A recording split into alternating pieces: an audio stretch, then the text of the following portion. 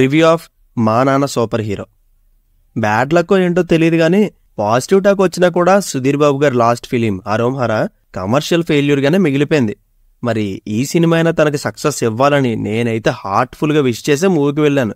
యాక్చువల్గా 11th ఈ movie release అవ్వాలి, కానీ వాళ్ళ కంటెంట్ మీద వాళ్ళకున్న కాన్ఫిడెన్స్ వల్ల 2 days ముందే ప్రీమియర్స్ వేశారు. అండ్ ఇప్పుడే నా షో ఫినిష్ అయింది.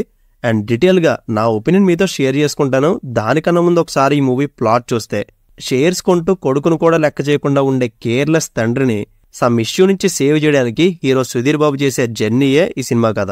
కానీ మీరు ట్రైలర్లో చూస్తే 2 తండ్రి క్యారెక్టర్స్ ఉంటాయి. అసలు ఈ ముగ్గురు మధ్య జరిగే కథ ఏంటో తెలుసుకోవాలంటే మూవీ చూడాలి. సో ఫాదర్ ఎమోషన్ని మెయిన్ సోర్ పాయింట్గా తీసుకున్న ఈ మూవీ చూసాక నా ఒపీనియన్ చెప్పాలంటే ఐ లైక్డ్ ఇట్, బాగానే అనిపించింది. జస్ట్ 2 గంటల సేపు మరీ బోర్ కొట్టకుండా చాలా నీట్గా ప్రజెంట్ చేశారు. అండ్ ఫాదర్ సెంటిమెంట్ కాబట్టి దాన్ని బేస్ చేసుకుని స్టోరీ చాలా బాగా రాసుకున్నారు. అదైతే కొత్తగా అనిపించింది. అండ్ ఈ ముగ్గురు మధ్య జరిగే డ్రామా కానీ ఎమోషనల్ సీన్స్ కథలో పెర్ఫెక్ట్గా బ్లెండ్ అయ్యాయి. యాక్చువల్గా ఈ కథ మొత్తం ఫాదర్ సెంటిమెంట్ మీదే వెళ్ళదు. హీరో జర్నీలో ఒక ఇంటెన్స్ పాయింట్ని స్టోరీకి కనెక్ట్ చేస్తారు. దానివల్ల pre interval to pre climax వరకు ఆ హుక్అప్ పాయింట్ మనల్ని ఖచ్చితంగా ఎంగేజ్ చేస్తుంది. అండ్ అదేంటో నేను చెప్తే పెద్ద స్పాయిలర్ అవుతుంది, చూసి మీరే తెలుసుకోండి. అండ్ సుధీర్ బాబు గారి పెర్ఫార్మెన్స్ నన్ను ఆ క్యారెక్టర్కి బాగా కనెక్ట్ చేసింది. 6 pack ఉన్న హీరో కాబట్టి ఎలివేషన్ ఫైట్లు పెట్టేయడం లేదా బేబత్సమైన ఎంట్రీ ఇచ్చేసి హడావిడి చేసాడు లాంటివి ఏమీ ఉండవు.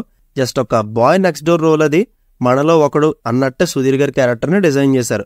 అండ్ అతని ఎంట్రీ కూడా చాలా కూల్గా ఉంటుంది. ఇంకా అతని క్యారెక్టరైజేషన్లో అయితే చాలా లేయర్స్ ఉంటాయి. ముఖ్యంగా ఎమోషనల్ సీన్స్లో సుధీర్ బాబు గారు మాత్రం ఆసమ్ అనిపించారు. అండ్ సుధీర్ బాబు గారితో పాటు సేమ్ డ్యూరేషన్ ఉన్న సాయి చంద్ గారి యాక్టింగ్ ఈ మూవీకి బ్యాక్ బోన్ అంతే. అండ్ ఇది వరకు ఆయన చాలా రోల్స్ అయితే చేశారు కానీ అంత రిజిస్టర్ అవ్వలేదు. కానీ ఈ మూవీలో ఒక ఫుల్ ఫ్లెడ్జెడ్ రోల్ దొరికింది ఆయనకి. నిజంగా టచ్ చేశారు ఆయన యాక్టింగ్తో, ఎస్పెషల్లీ క్లైమాక్స్ సీన్లో. అండ్ వీళ్ళిద్దరు on screen bonding too good ఉంటుంది. షిండే గారు కూడా యాజ్ యూజువల్ బాగా చేశారు, కానీ ఆ రోల్కి ఏ రాజేంద్ర ప్రసాద్ గారినో నరేష్ గారినో తీసుకుని ఉంటే ఇంకా బెటర్గా ఉండేది. ఎందుకో ఆ క్యారెక్టర్ నాకు అంత ఎక్కలేదు. కొంచెం స్పష్టంగా తెలుగు వచ్చిన వాళ్ళు ఆ ఎమోషనల్ రోల్ చేస్తుంటే బాగా అటాచ్ అవ్వదును.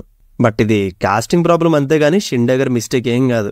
ఒకసారి ఆర్టిస్ట్ పర్ఫార్మెన్స్ పక్కన పెడితే అభిలాష్ గారి రైటింగ్ అండ్ డైరెక్షన్కి మంచి మార్కులు ఇవ్వచ్చు.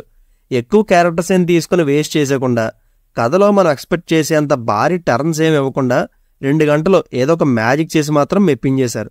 కానీ ఇక్కడ ప్రాబ్లం ఏంటంటే మూవీ నెరేషన్ చాలా స్లోగా వెళ్తుంది. దానివల్ల ల్యాగ్ అవుతుందా అన్న ఫీలింగ్ అయితే వచ్చింది నాకు. దానికి తోడు సెకండ్ హాఫ్లో ఒక అనవసరమైన సాంగ్ పెట్టి బోర్ కొట్టించారు. పోనీ అక్కడ ఏ హీరోయిన్ ఉన్నా పర్లేదు, కేవలం బ్యాక్గ్రౌండ్ డాన్సర్స్నే మెయిన్ లీడ్ చేసి సాంగ్ క్రియేట్ చేయడం అసలు ఎక్కలేదు. అండ్ ఇంకా హీరోయిన్కి అంత స్కోప్ అయితే లేదు. ఆ క్యారెక్టర్ని చాలా తెలివిగా మధ్యలోనే కట్ చేశారు.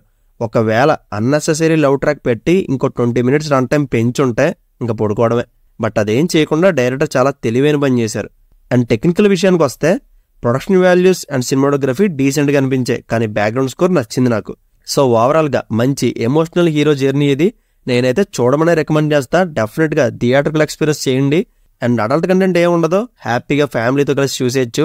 2 గంటల సేపు సింపుల్గా నీట్గా ఒక ఇంటెన్స్తో కూడిన ఫాదర్ అండ్ సన్ మధ్య ఉండే బాండింగ్ని ఎక్స్పీరియన్స్ చేయండి. అండ్ ఫైనల్గా ఈ మూవీకి నేను ఇస్తున్న rating 2.75 out of 5. So see you in the next video. Take care friends and thank you.